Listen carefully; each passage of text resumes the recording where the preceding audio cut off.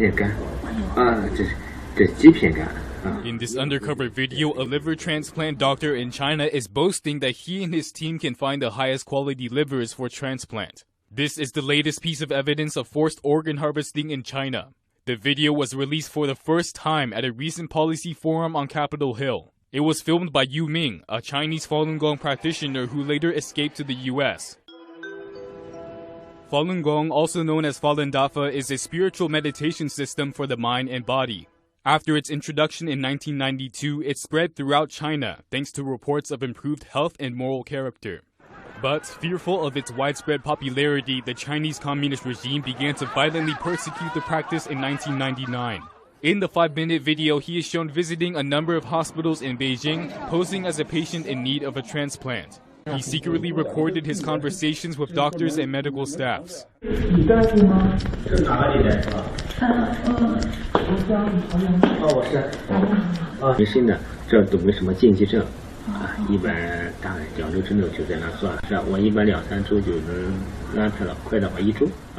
China's incredibly short wait times have been among the key reasons investigators believe forced organ harvesting is a reality in China. That's because patients can't just book a transplant, instead they have to wait for voluntary donors. More than 1,000 people die every year in the US while waiting for an organ each year. In general, wait times can stretch for months or even years. At the forum where the video was published, the Victims of Communism Memorial Foundation released a new organ harvesting report. It states that before 2006, when Falun Gong practitioners made the first claims about forced organ removal, Chinese hospitals publicly advertised transplant wait times of 1 or 2 weeks.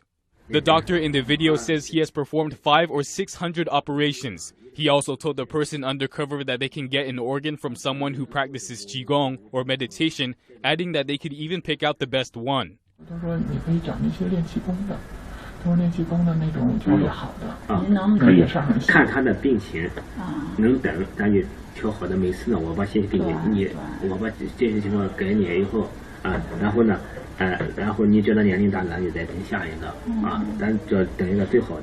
The doctor said the quality of the organs is guaranteed by the armed police hospital in Beijing. He added that an organ has just arrived at the hospital that same day.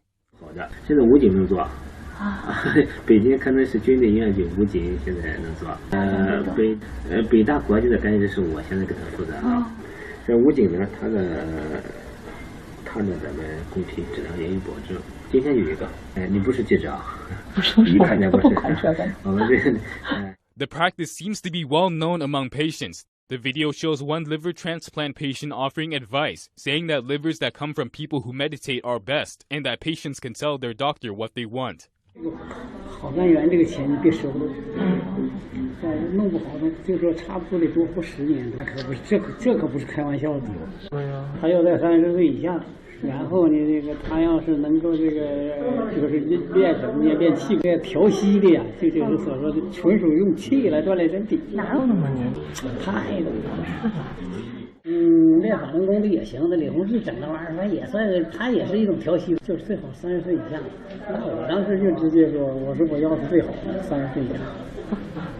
One U.S. official says they've known for decades about the practice. She pointed out that Falun Gong practitioners are particularly vulnerable targets thanks to their good health.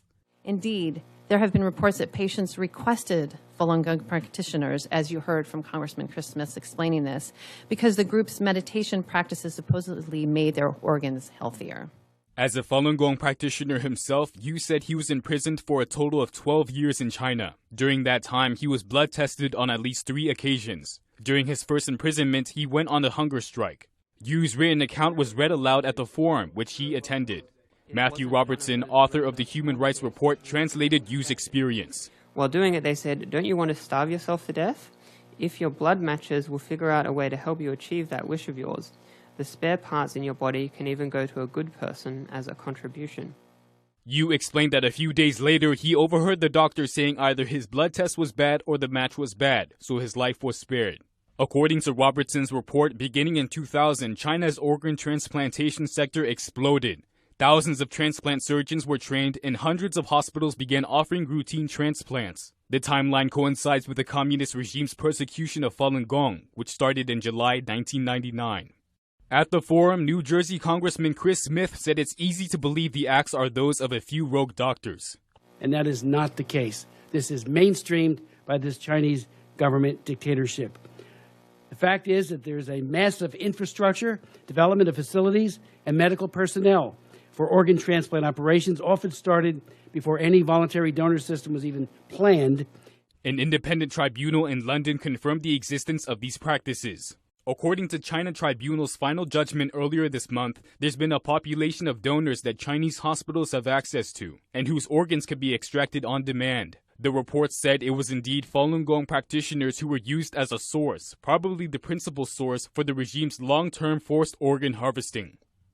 We, the tribunal members, are all certain, unanimously and sure beyond reasonable doubt, that in China, forced organ harvesting from prisoners of conscience has been practiced for a substantial period of time, involving a very substantial number of victims. Panelists at the forum said the world can't continue turning a blind eye to it. Newspapers have squelched stories or refused to correct misleading reports. Big human rights